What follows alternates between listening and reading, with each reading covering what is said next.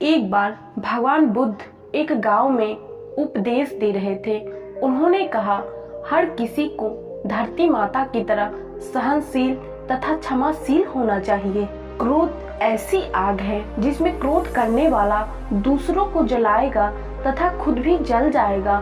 सभा में सभी शांति से बुद्ध की वाणी सुन रहे थे, लेकिन वहाँ स्वभाव से ही अति क्रोधी एक ऐसा व्यक्ति भी बैठा था जिससे ये सारी बातें बेतुकी लग रही थी। कुछ देर से ये सब सुनता रहा, फिर वह अचानक आग बबूला होकर बोलने लगा, तुम पाखंडी हो, बड़ी बड़ी बातें करना यही तुम्हारा काम है। तुम लोगों को भ्रमित कर रहे हो। तुम्हारी ये बातें आज के समय में कोई मायने नहीं रखती। ऐसे कई कटु वचनों को सुनकर भी जब बुद्ध शांत रहे, उसकी बातों से ना तो वह क्रोधित हुए और ना ही उसकी बातों की कोई प्रतिक्रिया की। यह देखकर वह व्यक्ति और भी क्रोधित हो गया और उसने बुद्ध के मुंह पर थूक कर वहां से चला गया। अगले दिन जब उस व्यक्ति का क्रोध शांत हुआ तो उसे अपने बुरे व्यवहार के कारण पछतावे की आग में जलने के सिवा और कुछ न बचा।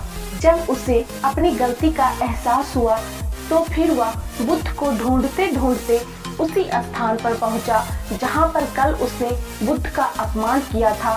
लेकिन उसे बुद्ध वहां नहीं मिले क्योंकि वह अपने शिष्यों के साथ पास वाले एक अन्य गांव निकल चुके थे।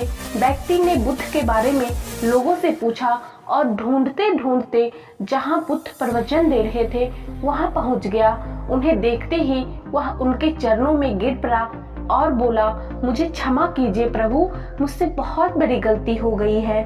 बुद्ध मुस्कुराए और उससे पूछे, कौन हो, तुम्हें क्या हुआ है, क्यों क्षमा मांग रहे हो? उसने कहा, क्या आप भूल गए, मैं वही हूँ जिसने कल आपके साथ बहुत बुरा व्यवहार किया था। मैं शर्मिंदा हूँ, मैं मेरे दुष्ट आचरण की क्षमा याचना करने आया हूँ। भगवान बुद्ध ने प्रेम पूर्वक कहा, बीता हुआ कल तो मैं वहीं छोड़कर आ गया और तुम अभी भी वहीं अटके हुए हो। तुम्हें अपनी गलती का एहसास हो गया, तुमने पश्चाताप कर लिया, तुम निर्मल हो चुके हो। अब तुम आज में प्रवेश करो। बुरी बातें तथा बुरी घटनाएं याद करते रहने से वर्तमान और भविष्य दोनों बिगड़ जाते हैं। बीते हुए कल के कारण आज को मत बिगाड़ो। भगवान बुद्ध के ऐसे प्रेम पूर्वक वचन को सुनकर उस व्यक्ति का सारा बोझ उतर गया। उसने भगवान बुद्ध के चरणों में पड़कर क्रोध त्याग कर क्षमाशीलता का संकल्प लिया। बुद्ध ने उसके मस्तिष्क पर आशीष का हाथ रखा। उस दिन से उसमें परिवर्तन आ गया और उसके जीवन में सत्य, प्रेम एवं करुणा की धारा बहने लगी। इस कहानी को आप तक लाने का मेरा सिर्फ एक मकसद था कि मैं इस कहानी के माध्यम से आप लोगों की लाइफ में थोड़ी सी चेंजेस ला सकूं। दोस्तों, क्या होता है, जब भी हम भूतकाल में कोई गलती करते हैं तो हम बार बार उसके बारे में सोचकर दुखी होते हैं और खुद को कोसते भी हैं। ये मेरे साथ भी ऐसा होता है। लेकिन जब मैंने इस कहानी को पढ़ा तो मेरे अंदर चेंजेस आ गई। तो मैंने सोचा क्यों ना इस कहानी को मैं और लोगों तक पहुंचाऊं।